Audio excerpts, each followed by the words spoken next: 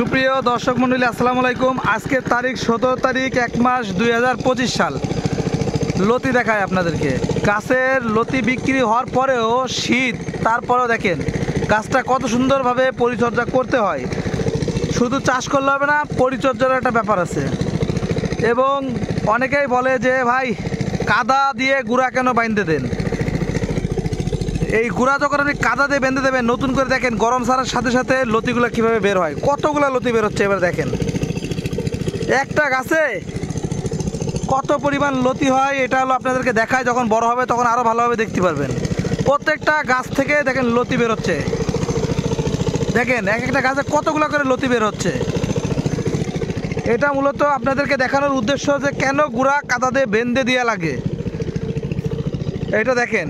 আর গাছের বয়স যখন এই দেখেন, ওরে লতি, আলহামদুলিল্লাহ, সুবহানাল্লাহ। দেখেন যশোরের লতিরাজ জাতটা দেখায়। এটা হলো যশোরের লতিরাজ। এটা কোনো কালো ফুটা নাই, এখানে কোনো কালো ফুটা নেই। আর একটা জাত আছে সেটা কালো ফুটা থাকে, আমরা ওটা চাষ করি না। আমরা চাষ করি যেটা কালো ফুটা নাই।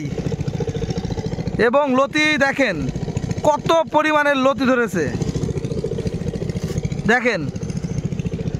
আর আমাদের আরেকটা বিষয়, আপনি চিকুন লতিও পাবেন, মোটা লতিও পাবেন। ডোকাতে যেটা বেরোবে সেটা হলো মোটা হবে এরকম, আর মাটি ভেদ করে যেটা হবে সেটা চিকুন। এই যে এরকম চিকুন, এই যে দেখুন।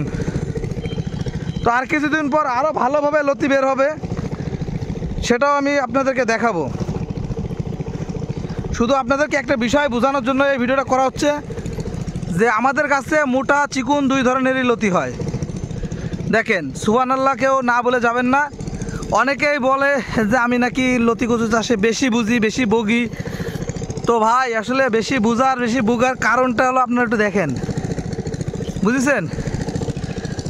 দেখেন। তো যাই হোক, ভিডিওটা আপনাদের জন্য কেমন লাগলো এটা একটু অবশ্যই জানাবেন। আর গাছের বয়স যখন 1 মাস হয় তখন কী কী সার ব্যবহার করবেন এই নিয়ে আমি নেক্সট একটা ভিডিও আমি আপনাদের সামনে উপস্থাপনা করব। কারণ অনেকে চারা নিছে, কিন্তু কোন কোন সার ব্যবহার করতে হবে অনেকে আমাদেরকে বলে। তো সবাইরে তো একসাথে উত্তর দেওয়া সম্ভব না। আমি এই জন্য আপনাদের জন্য একটা ভিডিও করব, সেই ভিডিওটা অবশ্যই আপনারা দেখবেন। তো আজকের পর্যন্ত বিদায় নিচ্ছি। সবাই ভালো থাকবেন। আল্লাহ হাফেজ।